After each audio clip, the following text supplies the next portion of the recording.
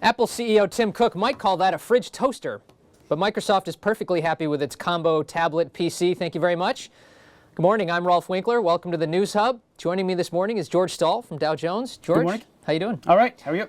Let's talk about this tablet we got, the Surface. Yes. Right, and it's not quite a tablet, it's not quite a PC, right? At least there's two versions of it. Right. How are they different, and what did we really get? Are they cool? Well, we actually don't know because we haven't been able to test it yet. But it is it's a combination tablet and laptop, as you were saying, in that you have a tablet screen, very similar to what you see in the iPad, a little bit bigger screen than the iPad.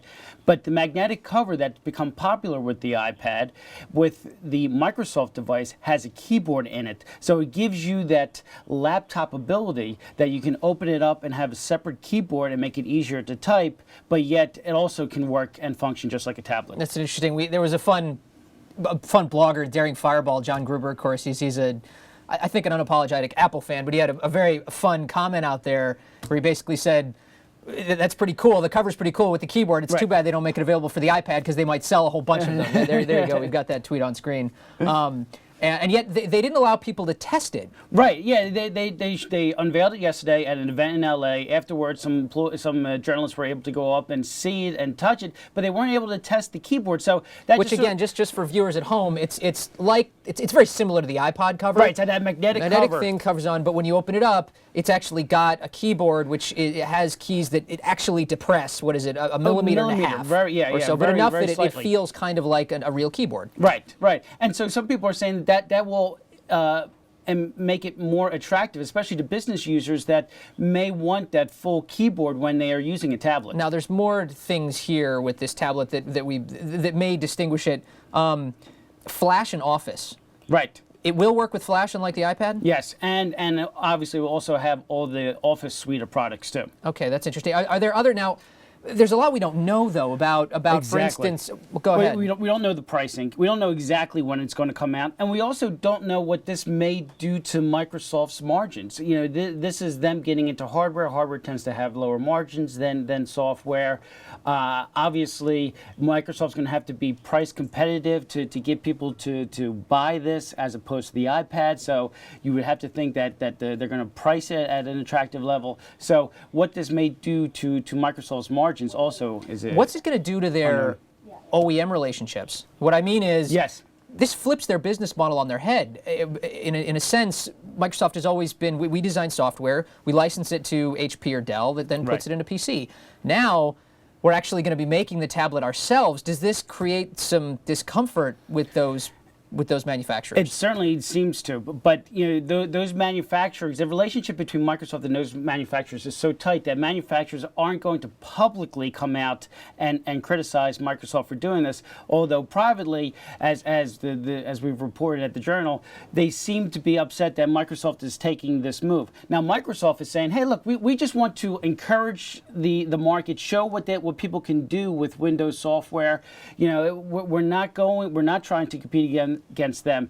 And to a certain extent, it could be seen that if Microsoft is taking the lead, then maybe it's going out there trying to fight iPad and Android tablets. So maybe that takes a little bit of pressure off the OEMs. However, I think overall OEMs probably view this skeptically. And of course, we do have, they did give some indication about pricing and availability, right? They said, in a sense, it's going to be comparable. There are two versions, right? And the closer to tablet version, they said, was going to be comparable to, quote, ARM-based tablets, which sounds like the iPad. Basically, they said that one's going to price similar to the iPad, and the other one's going to price similar to an Ultrabook. Right. Which, when I checked, is like $1,000. Yeah. And now, I guess my question is, if I'm going to pay as much or more than I would for an iPad, what are the key features? I mean, why should I wait as a user? If I'm in the market for a tablet right now, why should I potentially wait for that Microsoft tablet?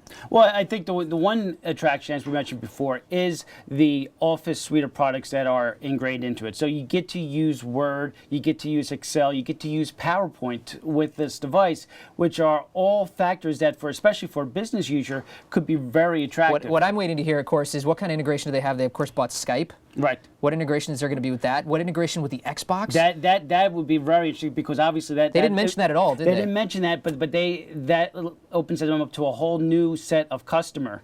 It's also going to be interesting to see how developers take to Windows operating system and whether they will be making the apps for it, which is obviously what has helped give iPad its advantage. And of course, Microsoft's history with device manufacturing. This isn't their first time manufacturing a device, right? They've tried. They've really had variable success. I mean, there's a lot of blow-ups and there's some successes. Right. And their biggest success is the Xbox, but that's come after many years of investment and many years of losses in that division. It is interesting, Microsoft has followed Apple before, but the time in terms that it's taken them to follow them has gotten shorter. The Zune, which was their music player, came 5 years after the original iPod. The Windows Phone came about 3 years, and here we have the tablet, which is about 2 years after the iPad. It's interesting you mentioned, of course, they tried the Kin phone, right? Yes. Now, and that was a bomb. I think it got pulled 2 months after it was released. Very fast. Will they try that again? If they're going to make their own tablet, why not make their own phone? Well, they could. I mean, don't forget they have that relationship with Nokia. So there is a relationship with Nokia that they have that could, get them into the phone business rather easily. Although, of course, Nokia has been having its own problems recently. So it's you wonder if they're going to try and do it themselves. Right. Yeah. Right. So there is an opportunity there, but right now the focus is on the tablet. Great. George, thanks so much. We'll see you back here in a second to talk about Oracle. Yes. But first up, we're going to talk about the markets. Let's get Brendan Conway in here quickly. We're going to do a little choreography here on the side. And the first thing I want Brendan to talk about, Brendan, good morning. Morning. Is Spain. That's the big issue in the markets this week, right? That's the big issue. And today they sold some debt, 12-month and 18-month paper. Rate of about 5%, whereas for last month, similar auction was about 3%. So definitely hurts.